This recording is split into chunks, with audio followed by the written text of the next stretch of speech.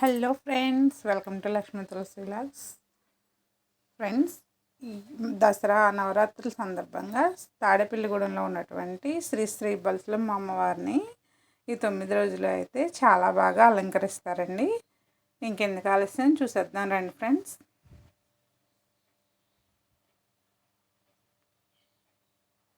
చూస్తున్నారు కదా, తాడేపల్లిగూడెంలో ఉన్నటువంటి శ్రీ శ్రీ బల్సులమ్మ అమ్మవారిని మొదటి రోజు శ్రీ బాలా త్రిపుర సుందరీదేవి అవతారం అయితే అలంకరించారు.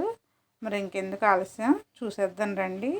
ఆలయంలో అనేక రకాల పళ్ళుతో అయితే అలంకరించారండి.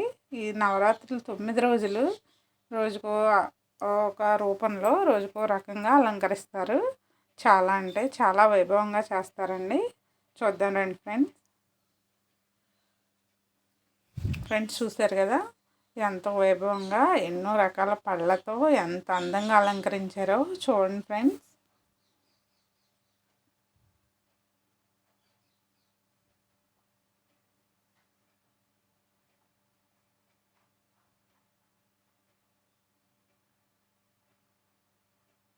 ఆలయం చుట్టూ పైన మొత్తం సీలింగ్కి మొత్తం అంతా మండపం అంతా రకరకాల ఫ్రూట్స్తో అయితే మొదటి రోజు అలంకరించేశారనమాట.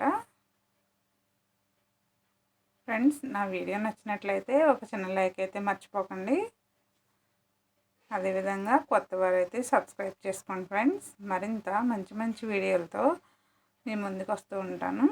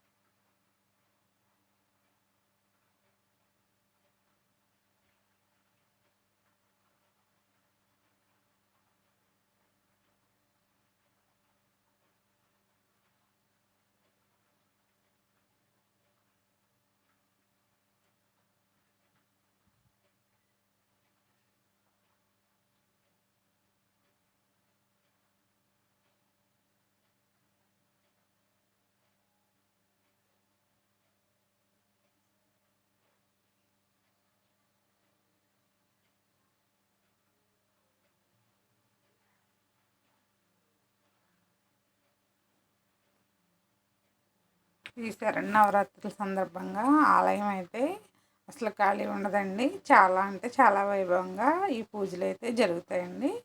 ఫ్రెండ్స్, ఇప్పుడు మనం అమ్మవారిని చూసొద్దాం రండి ఫ్రెండ్స్.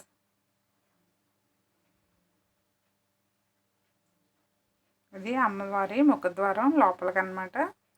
అమ్మవారిని చూద్దాం ఫ్రెండ్స్. మనం ఇప్పటి వరకు మండపం లోపల ఉన్నటువంటి డెకరేషన్ అయితే చూసాం కదా.